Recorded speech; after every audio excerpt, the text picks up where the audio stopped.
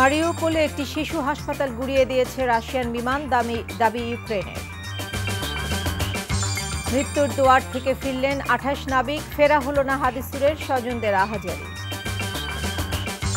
দেশের প্রতি 7 জনের মধ্যে 1 জন কিডনি রোগী, সুষম খাদ্যের অভাব ও অ্যান্টিবায়োটিক দায়ী বলছেন বিশেষজ্ঞরা। সব ধরনের ক্রিকেট থেকে 30 এপ্রিল পর্যন্ত সাকিবকে বাধ্যতামূলক ছুটি দিল বিসিবি।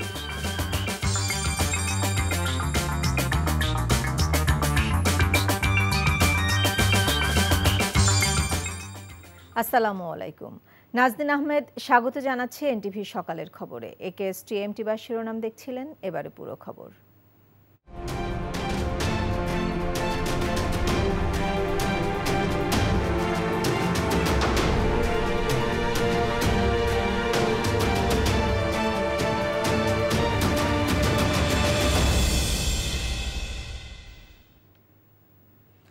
রাশিয়ার বিমান বাহিনী মারিউপোলের একটি শিশু হাসপাতাল গুড়িয়ে দিয়েছে বলে দাবি করেছে ইউক্রেন। এ অবস্থায় নো ফ্লাই জোন ঘোষণা করতে আবারও মিত্রদের প্রতি দাবি জানিয়েছেন ইউক্রেনের প্রেসিডেন্ট ভ্লাদিমির জেলেনস্কি। একই সঙ্গে ন্যাটোতে যোগদানের বিষয়ে খানিকটা মুখ ফিরিয়ে নিয়েছেন তিনি। এরই মধ্যে আজ আলোচনার টেবিলে বসতে পারেন রাশিয়া এবং ইউক্রেনের পররাষ্ট্রমন্ত্রীরা। আর ইউক্রেনে যুদ্ধবিমান না পাঠানোর কথা স্পষ্ট জানিয়ে দিয়েছে জার্মানি। কাজী ইফতেখার শুভর ডেস্ক রিপোর্ট। বেশ কিছু এলাকায় যুদ্ধবিরতি চললেও ইউক্রেনের রাজধানী কিয়েভের আশপাশের অঞ্চলে শুরু হয়েছে ব্যাপক গোলাগুলি। ইউক্রেনীয় কর্তৃপক্ষের বরাত দিয়ে আন্তর্জাতিক গণমাধ্যমগুলো বলছে, বন্দরনগরী মারিউপোলের একটি শিশু হাসপাতালে হামলা চালিয়ে তা গুড়িয়ে দিয়েছে রুশ বাহিনী। তবে এতে হতাহতের বিষয়ে এখনও কোনো তথ্য জানা যায়নি। হামলা হয়েছে কিয়েভের পশ্চিমের 2টি তেল সংরক্ষণাগারে। এখন পর্যন্ত ইউক্রেনের 2500-এর বেশি সামরিক স্থাপনা ধ্বংসের দাবি করেছে মস্কো। অন্যদিকে রুশ বাহিনীকে প্রতিরোধে রাজধানী কিয়েভে কয়েকশো তল্লাশি চৌকি বসিয়েছে ইউক্রেনের সেনা এবং প্রতিরোধ যোদ্ধারা। ইউক্রেনের দাবি, তারা এখন পর্যন্ত রাশিয়ার 12,000 সেনাকে হত্যা করেছে। এছাড়াও রুশ বাহিনীর 48টি যুদ্ধবিমান, 80টি হেলিকপ্টার এবং 1000-এর বেশি সাঁজোয়া যান ধ্বংস হয়েছে। যদিও রাশিয়া এখন পর্যন্ত নিজেদের 500 সেনা নিহত হওয়ার কথা স্বীকার করেছে। এর মধ্যেই সামরিক জোট ন্যাটোতে যোগদানের বিষয়ে সুর খানিকটা নরম করেছেন ইউক্রেনের প্রেসিডেন্ট ভলোদিমির জেলেনস্কি। এবিসি নিউজকে দেওয়া সাক্ষাৎকারে তিনি বলেছেন, ন্যাটো ইউক্রেনের বিষয়ে আর আগ্রহ দেখাচ্ছে না। আমি বুঝে গেছি ন্যাটো আমাদের গ্রহণে প্রস্তুত নয়, তাদের আগ্রহ আর আগের মতো নেই। আমি এমন কোনো দেশের প্রেসিডেন্ট হতে চাই না যারা কোনো দাবি আদায়ে কারো কাছে হাঁটু ঘেড়ে ভিক্ষা করে। আমার কাছে সবচেয়ে গুরুত্বপূর্ণ মানুষের জীবনের নিরাপত্তা। ইউক্রেনীয় কর্মকর্তাদের বরাত দিয়ে ফক্স নিউজ জানিয়েছে, রাশিয়ার বিরুদ্ধে যুদ্ধে অংশ নেওয়া বিদেশি যোদ্ধাদের নাগরিকত্ব দেওয়া হবে। আর দেশটির ফার্স্ট লেডি ওলেনা জেলেনস্কি সতর্ক করে বলেছেন, রুশ প্রেসিডেন্ট ভ্লাদিমির পুতিনকে থামাতে না পারলে বিশ্বে কোনো নিরাপদ স্থান খুঁজে পাওয়া যাবে না। সংকট যখন চরমে, ঠিক তখন বৃহস্পতিবার বৈঠকে বসতে পারেন রাশিয়া এবং ইউক্রেনের শীর্ষ পর্যায়ের নেতৃবৃন্দ। তুরস্কের মধ্যস্থতায় একই টেবিলে বসবেন রুশ পররাষ্ট্রমন্ত্রী সের্গেই ল্যাভরভ এবং ইউক্রেনীয় পররাষ্ট্রমন্ত্রী। কাজী ইফতেখার শুভ, এনটিভি ইন্টারন্যাশনাল ডেস্ক। ইউক্রেনের যুদ্ধের সাক্ষাৎ মৃত্যুর দুয়ার থেকে দেশে ফিরলেন বাংলা সমৃদ্ধির 28 নাবিক। তাদের ফিরিয়ে আনায় সংশ্লিষ্ট সবার প্রতি কৃতজ্ঞতা জানিয়ে তারা বলেছেন, জাহাজে হামলার পরও যে তারা দেশে ফিরতে পারবেন তা ছিল কল্পনার বাইরে। হযরত শাহজালাল আন্তর্জাতিক বিমানবন্দরে বুধবার দুপুরে নাবিকদের বহনকারী বিমানটি অবতরণ করে। হাসান মাহমুদের রিপোর্ট। রোমানিয়ার বুখারেস্ট থেকে টার্কিশ এয়ারলাইন্সের একটি ফ্লাইটে বুধবার দুপুর 12টা 1 মিনিটে হযরত শাহজালাল আন্তর্জাতিক বিমানবন্দরে এসে পৌঁছান 28 নাবিক। ইউক্রেনের অলভিয়া বন্দরে রকেট হামলায় ক্ষতিগ্রস্ত এমভি বাংলার সমৃদ্ধির 28 নাবিক ক্যামেরার সামনে না আসলেও তাদের পক্ষ থেকে সাংবাদিকদের সাথে কথা বলেন জাহাজের ক্যাপ্টেন GM নুরি আলম। বলেন, দেশে ফিরতে পেরে সবার প্রতি কৃতজ্ঞ তারা। যখন অ্যাটাক হয়েছে তখন তো আমরা অ্যাটাক হওয়ার পরে আপনারা দেখছেন খবরে অলরেডি আমাদের ব্রিজে আগুন লেগে গেছিল। আমরা আগুন নিবানোর জন্য আমরা ব্যস্ত হয়ে গেছি, আগুন নিবাইছি। এছাড়া ইউক্রেনে রাখা জাহাজটির তৃতীয় প্রকৌশলী হাদিসুর রহমানের মরদেহ দেশে ফেরানোর প্রক্রিয়া চলছে বলে জানায় পররাষ্ট্র মন্ত্রণালয়। তারা অত্যন্ত ফ্যাটিক, ট্রমাটাইজড, তাদের এখন পরিবারের কাছে ফিরতে হবে। তার দেহাবশেষ আমরা অতি সত্বর বাংলাদেশে এনে ফেলবো, এটা আমরা দৃঢ় প্রতিজ্ঞ। গত ২রা মার্চ রাতে ইউক্রেনের অলভিয়া বন্দরে রাখা বাংলার সমৃদ্ধি জাহাজে রকেট হামলায় মারা যান জাহাজটির থার্ড ইঞ্জিনিয়ার হাদিসুর রহমান। এ ঘটনার পর আতঙ্কিত হয়ে পড়েন জাহাজে থাকা ২৮ নাবিক। এরপর ৩রা মার্চ তাদেরকে জাহাজ থেকে তীরে আনা হয়, রাখা হয় ইউক্রেনের অলভিয়া এলাকার একটি বাংকারে। ৫ মার্চ সড়কপথে যাত্রা শুরু করে ৬ মার্চ ইউক্রেন সীমান্ত অতিক্রম করে মলদোভা হয়ে রোমানিয়ার একটি হোটেলে পৌঁছান এই ২৮ নাবিক। সেখান থেকেই দেশে ফিরলেন তারা। Hasan Mahmud, NTV news, Dhaka. ২৮ নাবিক ফিরেছে প্রিয় ভূমিতে, কিন্তু সহকর্মীকে সাথে নিয়ে ফেরা হয়নি তাদের। অচেনা বিমানবন্দরের অলিগলিতে মা রাশিদার দুচোখ তখনও খুঁজে ফিরছিল বুকের ধন হারানো মানিক হাদিসুরকে। প্রিয় সন্তানের লাশের প্রতীক্ষা আরও দীর্ঘ হলো পরিবারের। যুদ্ধের দেশ থেকে সহকর্মীরা সবাই ফিরেছে, শুধু ফেরেনি হাদিসুর। হাসান মাহমুদের আরেকটি রিপোর্ট। আমার ভাই গো, কত স্বপ্ন দেখছে আমারে। আজকে সবাই আমার ভাইটা, আমার ভাই গো, ও ভাই, ওরে ভাই গো, ও ভাই।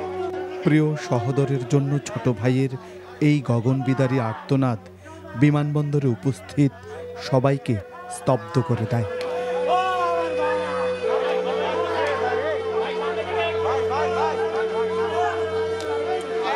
সহকর্মী ২৮ নাবিকের সাথে প্রিয় সন্তান হাদিসুরের লাশও দেশে ফিরবে, এমন প্রতীক্ষায় বৃদ্ধ বাবা মায়ের চোখে উপচে পড়া জল। অচেনা বিমানবন্দরের ফাঁক ফোকরে সেই চোখ খুঁজে ফিরে প্রিয় সন্তানকে।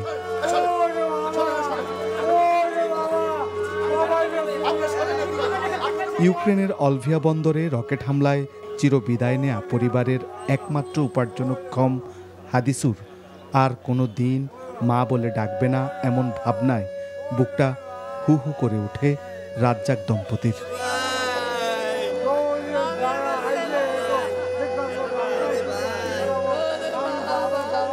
আমার ভাইয়ের লাশটা চাই, আমার ভাইয়ের লাশটা যেন আমরা তাড়াতাড়ি দেখতে পাই। আমি আমার সন্তানের লাশটা যেন আমি একটু জড়াইয়ে ধরতে পারি। আমি যত তাড়াতাড়ি ধরে দেখবো ততই আমার শান্তি।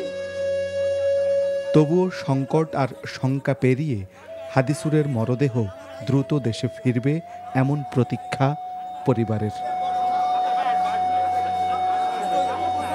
Hasan Mahmud, NTV news, Dhaka. ভোজ্য তেলের সংকট আর দাম কেন বেশি তার কোনো সদুত্তর নেই মিলার ও বিক্রেতাদের কাছে। ব্যবসায়ীদের অভিযোগ, অগ্রিম টাকা দিয়েও সরকার নির্ধারিত দামে ও চাহিদা অনুযায়ী তেল পাচ্ছেন না তারা। তবে সরবরাহ স্বাভাবিক আছে বলে দাবি করেছেন মিল মালিকরা। এই অবস্থায় তেলের বাজার নিয়ন্ত্রণে বৃহস্পতিবার মিলগেটেও তদারকি শুরুর ঘোষণা দিয়েছে ভোক্তা অধিকার পরিষদ। বুধবার দুপুরে অনুষ্ঠিত মতবিনিময় সভায় এই সিদ্ধান্ত হয়। বিস্তারিত শেখ মহিউদ্দিনের রিপোর্টে। সরকারি সিদ্ধান্ত অনুযায়ী প্রতি লিটার বোতলজাত সয়াবিন তেল ১৬৮ টাকা দরে বিক্রি হবার কথা, কিন্তু ব্যবসায়ীদের দাম বাড়ানোর প্রস্তাব নাকচ হবার পর বাজারে কৃত্রিম সংকট দেখা দেয় সয়াবিন তেলের। খোদ দোকানিরাই চাহিদা অনুযায়ী তেল পাচ্ছেন না সরবরাহকারীদের কাছ থেকে, তাই বাড়তি দামে তেল কিনতে হচ্ছে ক্রেতাদের। যেখানে ওদের পার্কিং আছে, মানে ভোক্তা অধিকারের সভায় ব্যবসায়ী নেতারা বাজারে তেলের সংকটের জন্য অভিযোগের তীর ছোড়েন মিল মালিকদের প্রতি। জানান, আগের মতো তেল দেওয়া হচ্ছে না মিল থেকে। ফেব্রুয়ারি মাসে ৬ তারিখে যে মাল বিক্রি করছে সেগুলি ডেলিভারি দিচ্ছে না। তো দ্বিতীয় কথা, আমরা তো সরকারি মূল্যে পাচ্ছি না। আমার গাড়ি 10 দিন গিয়ে বসে থেকে সে ওখান থেকে গেছে আপনার টিকে গ্রুপের 7 দিন বসে থেকে মাল পাইছে, এরপরে গেছে আপনার গ্লোবে। আজকে 7 দিন ধরে গাড়িটা বসা, কিন্তু মাল নাই প্রত্যেকটা গ্রুপে। আপনারা আজকে আমাদের সামনে এনশিওর করবেন যে আপনাদের মিল রেট কত। তবে মিল মালিকদের দাবি সরকারি মূল্যেই পর্যাপ্ত তেল সরবরাহ করা হচ্ছে। উল্টো তারা বাজার প্রতিনিধিদের জবাবদিহিতার আওতায় আনার পরামর্শ দেন। যেমন গতকালকে আমরা ঢাকা চিটাগং মিলিয়ে 250 গাড়ি ডেলিভারি দিছি। আমি তো গত 3 মাস একই ডেলিভারি দিচ্ছি, আপনার কাছে আমি স্যার পুরো তথ্য দিয়ে দিছি। প্রতিদিন 2100 টন গড়ে ডেলিভারি দিয়েছি, বিক্রির দাম সরকারি মূল্যে দিয়েছি। এবং আমি ভোক্তা ডিজিকে অনুরোধ করব, আমার স্টেটমেন্টে যে রেট দেওয়া আছে, যে পার্টির নাম দেওয়া আছে, ওই পার্টিকে একটা একটা করে ধরে জিজ্ঞেস করা হোক যে তারা আমার কাছ থেকে ওই দামে পণ্য নিয়েছে কিনা। সরবরাহ স্বাভাবিক থাকলে তেল কোথায় যাচ্ছে তা জানতে বৃহস্পতিবার থেকে মিল গেটে তদারকি করার সিদ্ধান্ত নেয় ভোক্তা অধিকার। পাচার হচ্ছে কিনা তা বিজিবিকে খতিয়ে দেখারও অনুরোধ জানাবে সংস্থাটি। একটা আর্টিফিশিয়াল ক্রাইসিস সেটা সৃষ্ট করা হয়েছে, আমরা ডিফাইন করতে পারি নাই, এখনো কিন্তু সেই ব্লেম গেমের মধ্যে আছে। দেশের মধ্যে যদি এই তেল থাকে, এই তেলে তো দেশে তো কি বলবো, তেলেস্মাতি হওয়ার কোনো কারণ নাই, তেলে ভেসে যাওয়ার কথা। ঠিক আছে, তাহলে দেখতে হবে যে আমাদের এটা লিকেজ হচ্ছে কিনা, সেটা নিয়ে আমরা বাণিজ্য মন্ত্রণালয় থেকে আমরা বিজেপি বা এদেরকে লিখবো। মিল গেটে বসবে আমাদের টিম, সেখানে আমরা ওনারা যে কাগজ দিয়েছে ওইটা দেখব, দেখার পর ওনাদের কাগজ ঠিক থাকলে তাহলে মিল গেটের বাইরে কাগজ ঠিক নাই, তাহলে সেই বাইরে কোথায় কাগজ ঠিক নেই সেই অপারেশন, সেই ব্যবস্থা অব্যাহত থাকবে। জানানো হয় টিসিবির কাছে 4000 কোটি টন তেল মজুদ আছে, তাই রমজানে কোনো ঘাটতি হবে না। Sheikh Mohiuddin, NTV news, Dhaka. আওয়ামী লীগ নেতারা সিন্ডিকেটের কাছ থেকে ভাগ পায় বলেই সরকার নিত্যপণ্যের দাম নিয়ন্ত্রণ করতে পারছে না বলে অভিযোগ করেছেন বিএনপি মহাসচিব মির্জা ফখরুল ইসলাম আলমগীর। ব্যর্থতার দায় নিয়ে সরকারকে পদত্যাগের আহ্বান জানান তিনি। বুধবার বিকেলে জাতীয় প্রেস ক্লাবের সামনে বিক্ষোভ সমাবেশে একথা বলেন বিএনপি মহাসচিব। ইমরুল হাসানের রিপোর্ট। নিত্যপণ্যের দাম কমানোর দাবিতে স্বেচ্ছাসেবক দলের সমাবেশে বিএনপি নেতারা বলেন, জীবনযাত্রার ব্যয়ে দুর্বিষহ সাধারণ মানুষ, কিন্তু এ নিয়ে সরকারের মাথা ব্যথা নেই। ইউক্রেন যুদ্ধের দোহাই দিয়ে সরকার দ্রব্যমূল্যের ঊর্ধ্বগতির দায় এড়াতে চাইছে অভিযোগ করে তারা বলেন, দুর্নীতি আর বাজার সিন্ডিকেটের কারণে বেড়েছে নিত্যপণ্যের দাম। ক্ষমতাসীনরা লুটের অর্থ বিদেশে পাচার করছে বলে অভিযোগ করেন বিএনপির মহাসচিব। এই দেশের সমস্ত সম্পদকে লুট করে নেওয়ার জন্য তারা চতুর্দিকে ফাঁদ পেতেছে। ওই লুট করা টাকা তারা বিদেশে পাঠাচ্ছে, সেই বিদেশে পাঠানোর টাকা নিয়ে এখন তুলকালাম কাণ্ড চলতেছে সারা পৃথিবী জুড়ে। আমাদের প্রধানমন্ত্রী তার সাবেক বেআই গ্রেপ্তার হয়েছে, অপরাধ 2000 কোটি টাকা নাকি আপনার পাচার করেছে। তারা জিনিসপত্রের দাম কমাতে পারবে না, কারণ ওইখান থেকে তারা ভাগ খায়। তাদের নেতারা সিন্ডিকেট করে তারা সেখান থেকে ভাগ খায়। অবিলম্বে তাদেরকে পদত্যাগ করতে হবে তাদের ব্যর্থতার দায় নিয়ে, এবং নিরপেক্ষ সরকারের হাতে ক্ষমতা হস্তান্তর করতে হবে। সরকারের বিদায় ছাড়া গণতন্ত্র ফিরবে না, দাম কমবে না নিত্যপণ্যের, এমন মন্তব্য করে সবাইকে রাজপথে নেমে আসার আহ্বান জানান বিএনপি নেতারা। বিএনপি জনগণের পাশে দাঁড়ানোর জন্য, জনগণের পক্ষে কথা বলার জন্য আজকে রাস্তায় নেমে এসেছে। আজকে দেশে দুর্ভিক্ষের অশনি সংকেত দেখা যাচ্ছে। আঘাত করলে পাল্টা আঘাত, এর বাইরে অন্য কোনো শব্দ আপাতত আর অবশিষ্ট রাখার দরকার নেই। অনেক ছাড়তে ছিল, অনেক ভয় পেয়েছি, তারপরে মামলায় ছাড়ে না। সুতরাং মামলায় যখন ছাড়ে না, ভয় পাওয়ার দরকার থাকে। আইন শৃঙ্খলা রক্ষাকারী বাহিনীকে জনগণের বিপক্ষে অবস্থান না নেওয়ার আহ্বান জানান বক্তারা। Imrul Hasan, NTV news, Dhaka. বিএনপির সাথে সংশ্লিষ্ট ব্যবসায়ীরা দ্রব্যমূল্য বৃদ্ধির সাথে জড়িত বলে মন্তব্য করেছেন তথ্য ও সম্প্রচার মন্ত্রী ডক্টর হাসান মাহমুদ।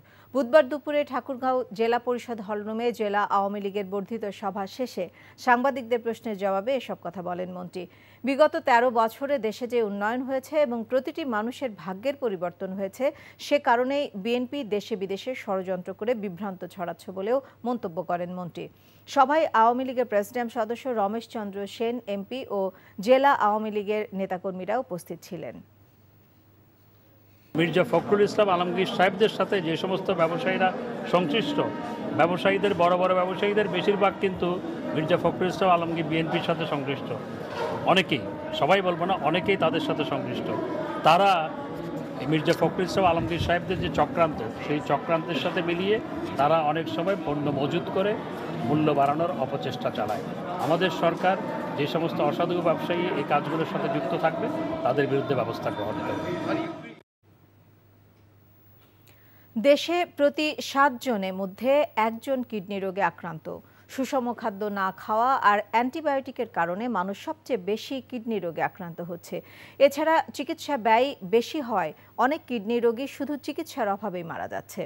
কিডনি রোগের বিশেষজ্ঞ এবং কিডনি ফাউন্ডেশন বাংলাদেশ ও রেনাল অ্যাসোসিয়েশন অব বাংলাদেশের গবেষণায় এসব তথ্য উঠে এসেছে। বলা হচ্ছে, বর্তমান বিশ্বে অসংক্রামক ব্যাধির মধ্যে কিডনি রোগ অন্যতম। আজ আন্তর্জাতিক কিডনি দিবসে এ নিয়ে রিপোর্ট করছেন জান্নাতুল ফেরদৌস রুবা।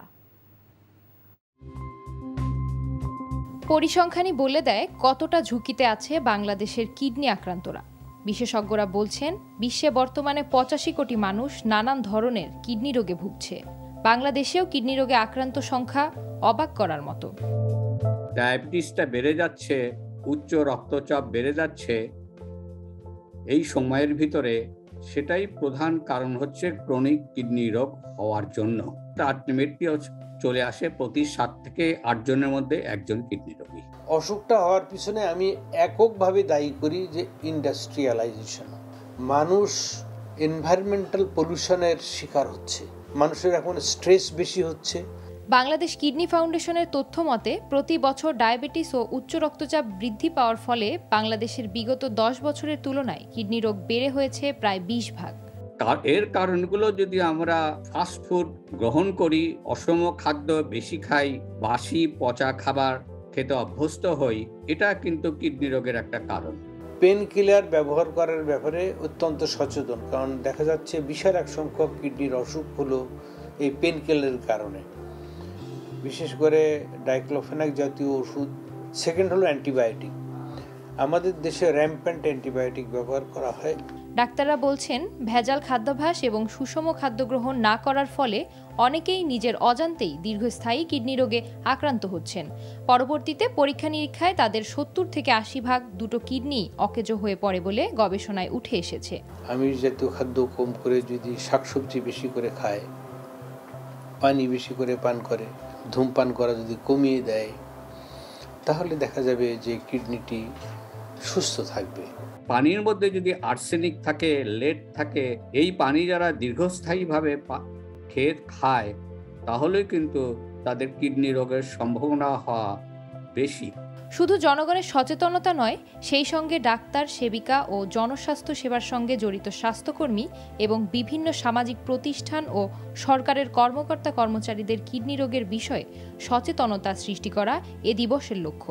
যে সমস্ত অসুখগুলোতে, রোগগুলোতে কিডনি বিকল হয়, সেগুলোর ব্যাপারে মানুষকে সচেতন করার চেষ্টা করছি।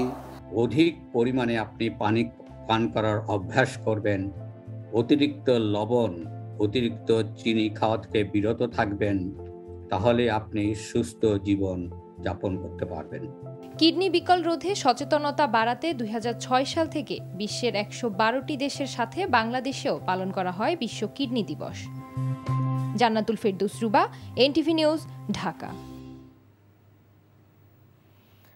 ক্রিকেট সাকিব আল হাসান প্রসঙ্গ। শেষ পর্যন্ত সাকিব আল হাসানকে আগামী 30 এপ্রিল পর্যন্ত জাতীয় দলের সব ধরনের ক্রিকেট থেকে ছুটি দিয়েছে বাংলাদেশ ক্রিকেট বোর্ড বিসিবি। শুধু তাই নয়, এই সময়ে সাকিব অংশ নিতে পারবেন না ঢাকা প্রিমিয়ার ক্রিকেট লিগেও। ফলে লিগে খেলার জন্য তাকে পাচ্ছে না ঢাকা মোহামেডান। গত 6 মার্চ দুবাই যাবার আগে 6 মাসের ছুটির কথা জানিয়েছিলেন সাকিব। এরপরই তার সাথে কথা বলে এই সিদ্ধান্ত নেয় বিসিবি। আজ ঢাকায় ফিরলে তার সাথে টি-20 বিশ্বকাপ খেলা নিয়েও কথা বলবে বিসিবি। রিপোর্ট নাসিমুল হাসানের। গত 6 মার্চ ঢাকা মোহামেডানের জার্সি মৌসুম শেষেই দুবাইয়ের উদ্দেশ্যে দেশ ছাড়েন সাকিব আল হাসান। যাবার আগে বিমানবন্দরে তিনি সাংবাদিকদের জানিয়েছিলেন, ক্রিকেট খেলার মতো যথেষ্ট শারীরিক ও মানসিক ফিট নয় তিনি। এর জন্য 6 মাসের ছুটির প্রয়োজন তার। এরপরে শুরু হয় সমালোচনার ঝড়। এ মাসের 11 তারিখে দক্ষিণ আফ্রিকা সফরের জন্য 2 ফরম্যাটের ক্রিকেটে নাম ছিল তার। সাকিবের ওই বক্তব্যের পর বোর্ড সাকিবকে নিয়ে জানালেন তাদের সিদ্ধান্তের কথা। সাকিবের নিজের ইন্টারেস্টের কথা চিন্তা করে তো আমরা একটা সিদ্ধান্ত দিয়েছি যে যেহেতু সে মেন্টালি এবং ফিজিক্যালি বলছে হি ইজ আনফিট, তাকে বিশ্রাম দেওয়া দরকার। তো আমরা তাকে এই আগামী 30 তারিখ এপ্রিলের 30 তারিখ পর্যন্ত আমরা তাকে সব ধরনের রেস্ট নেওয়ার জন্য আমরা সব ধরনের ক্রিকেট থেকে রেস্ট দেওয়ার জন্য আমরা সম্মতি দিয়েছি। সাকিব শুধু এই সময়ের ভিতর জাতীয় দলই নয়, অংশ নিতে পারবেন না ঢাকা প্রিমিয়ার ক্রিকেট লিগেও। ফলে ঢাকা মোহামেডানের হয়ে তার আর মাঠে নামা হচ্ছে না। সেই সাথে জটিলতা আছে আসন্ন টি-20 বিশ্বকাপে তার খেলা না খেলা নিয়েও। বৃহস্পতিবার সাকিব ঢাকা এলেই তার সাথে কথা বলে সিদ্ধান্ত জানাবে বোর্ড। সে বলেছে যে নিজে বলেছে we will seat with us, let him, আমরা তার থেকে শুনি তার প্ল্যান কি, ডেফিনেটলি তারপরে আমরা সেইভাবে অ্যাকর্ডিংলি আমরা we will act. Is not good example, no doubt, ঠিক আছে, এটা আমরা স্বীকার করি, এগুলো অবশ্যই না, কারণ আরও 14টা প্লেয়ার আছে, ডেফিনেটলি তারা তো সবাই সিনিয়রকে ফলো করে। হ্যাঁ, তো আমরাও চাইবো ডেফিনেটলি তাদের কাছ থেকে ভাইবটা, সিনিয়রদের কাছে ভাইবটা সেটা পজিটিভ হওয়া উচিত। তবে সাকিবের জাতীয় দলে খেলা নিয়ে দ্বন্দ্বের কারণ খেলোয়াড়দের সাথে ব্যক্তিগতই বলছেন ক্রিকেট সংশ্লিষ্টরা। সুতরাং জাতীয় দলে খেলা নিয়ে যে কোনো ক্রিকেটারের এহেন আচরণ থেকে মুক্ত হতে বোর্ডকে আরও শক্ত এবং পেশাদার হওয়ার পরামর্শ ক্রিকেট সংশ্লিষ্টদের। Nasimul Hasan, NTV news, Dhaka. চট্টগ্রাম বিশ্ববিদ্যালয়ে ছাত্রলীগের 2 গ্রুপের সংঘর্ষ হয়েছে। এই ঘটনায় রাতে আবাসিক হলে তল্লাশি চালিয়ে বেশ কিছু দেশীয় অস্ত্র উদ্ধার করেছে পুলিশ। বুধবার মধ্যরাতে শাহ আমানত ও সোহরাওয়ার্দী আবাসিক হলে কয়েক ঘন্টার অভিযান চালিয়ে রামদাস সহ বেশ কিছু দেশীয় অস্ত্র ও পেট্রোল বোমা ককটেল উদ্ধার করেছে। পরে বিশ্ববিদ্যালয়ের প্রক্টর ডক্টর শহীদুল ইসলাম সংবাদ সম্মেলন করে সাংবাদিকদের বিভিন্ন তথ্য জানান। এর আগে বুধবার সন্ধ্যায় ছাত্রলীগের সাবেক সদস্য রূপককে শাটল ট্রেন ভিত্তিক সংগঠন সিএফসি গ্রুপের সদস্যরা মারধর করলে ঘটনার প্রতিবাদে ছাত্রলীগের অপর অংশ বিজয় গ্রুপের কর্মীরা জড়ো হয়ে সিএফসি গ্রুপ কর্মীদের ধাওয়া করে। এই ঘটনায় 2 পক্ষের মধ্যে ধাওয়া পাল্টা ধাওয়া ও ইট পাটকেল নিক্ষেপের ঘটনা ঘটে। পরে রাত 9টার দিকে ক্যাম্পাসে পরপর 2টি ককটেল বিস্ফোরণ হলে পরিস্থিতি উত্তপ্ত হয়ে ওঠে। চট্টগ্রামের পতেঙ্গা স্টিল মিলস বাজার এলাকার একটি ভবনে গ্যাস সিলিন্ডার বিস্ফোরণে স্বামী স্ত্রী দগ্ধ হয়েছেন। পুলিশ জানায় র্যাব 7-এর প্রধান কার্যালয়ের পাশের সড়কে একটি ভবনে বুধবার রাত 8:30টার দিকে রান্নাঘরে সিলিন্ডার বিস্ফোরিত হয়। এতে ওই বাসার গৃহকর্তা আক্তার হোসেন ও তার স্ত্রী সালমা আক্তার দগ্ধ হন। এদের মধ্যে সালমা আক্তারের অবস্থা আশঙ্কাজনক বলে জানিয়েছেন চিকিৎসকরা। দুজনকে চট্টগ্রাম মেডিকেল কলেজ হাসপাতালের বার্ন ওয়ার্ডে ভর্তি করা হয়েছে। মৌলভীবাজারের কমলগঞ্জে 2য় শ্রেণীর এক ছাত্রীর লাশ উদ্ধার করেছে পুলিশ। পুলিশ জানায় বুধবার বিকেলে স্কুল ছাত্রী ফাতেমা জান্নাত মৌ নিখোঁজ হয়। অনেক খোঁজাখুঁজির পর সন্ধ্যা 7টার দিকে একটি গর্তে লাশ দেখতে পায় স্থানীয়রা। মৌ কেছুলুটি গ্রামের ফরিদ মিয়ার মেয়ে ও কেছুলুটি সরকারি প্রাথমিক বিদ্যালয়ের 2য় শ্রেণীর ছাত্রী। শিশুটিকে কে বা কারা হত্যা করেছে তা তদন্ত করা হচ্ছে বলে জানিয়েছে পুলিশ। লাশটি উদ্ধার করে হাসপাতালের মর্গে পাঠানো হয়েছে। সাভারের আশুলিয়ায় প্রায় 1000 বাসাবাড়ির অবৈধ গ্যাস সংযোগ বিচ্ছিন্ন করেছে তিতাস গ্যাস কর্তৃপক্ষ। তবে অবৈধ গ্যাস সংযোগকারীর কাউকে আটক করা যায়নি। বুধবার সকাল থেকে সন্ধ্যা পর্যন্ত আশুলিয়ার কাঠগড়ার বিভিন্ন গ্রামে এই অভিযান পরিচালিত হয়। অবৈধ গ্যাস সংযোগ বিচ্ছিন্ন করার পাশাপাশি রাইজার ও নিম্নমানের কয়েকশো পাইপ জব্দ করা হয়। তবে আগেই পালিয়ে যায় অবৈধ গ্যাস সংযোগকারীরা। তাদের বিরুদ্ধে আশুলিয়া থানায় মামলা করা হবে বলে জানিয়েছে তিতাস গ্যাস কর্তৃপক্ষ।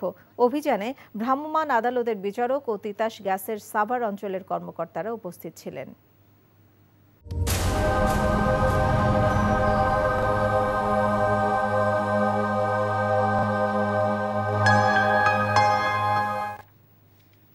আন্তর্জাতিক সংবাদ। কোরীয় উপদ্বীপে আবার উত্তেজনা। উত্তর কোরিয়ার একটি জাহাজকে ধাওয়া দিয়ে তার লক্ষ্য করে গুলি চালিয়েছে দক্ষিণ কোরিয়া। দক্ষিণ কোরীয় এক শীর্ষ কর্মকর্তা জানান, উত্তর কোরিয়ার ওই টহল জাহাজটি দেশটির পশ্চিম উপকূল অতিক্রম করার সময় বাধা দেওয়া হয়। এ সময় জাহাজটি লক্ষ্য করে সতর্কতামূলক গুলি ছুড়লে তা ফিরে যায়। তবে এ বিষয়ে এখনও কোনো প্রতিক্রিয়া জানায়নি কিম জন উনের দেশ উত্তর কোরিয়া। যদিও বেশ কয়েকটি গণমাধ্যম বলছে জাহাজটি থেকে অন্তত 7 ক্রুকে আটক করে তাদের জিজ্ঞাসাবাদ করছে সেউল।